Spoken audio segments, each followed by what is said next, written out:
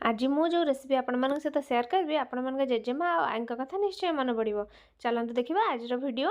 आज मु बनाऊँगी पेज तोराणी रे कांजी। आपण मानक कांजी केमती लगे निश्चय कमेंट रे जनइबे। आ जदि मोर किसी भूल थाए कमेंट रे कहिबे। आउ गाँ मानकरे तो आजिकल तो ये जिनसटा होनी होची किंतु एते मात्रा रे होनी। आग काल रे जेमती आमे खाउतले आम माँ आई जेजेमा माने करुले कांजी 2 दिन 3 दिन ला करके रखुले और खाउतले तार टेस्ट तो निरा। जेहेतु आम टाउन में रोचे गाँव पखाड़ तोराणी भाया बास्ना तो आसबनी।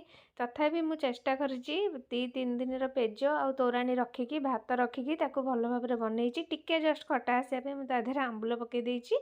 आपण मैंने तो जानते कांजी कौ कौ परिबा पड़े मु जहाँ जानी से हिसाब से पकई। आपण मैंने जहाँ भी पकई पारे और टेस्ट तो बहुत बढ़िया थिला।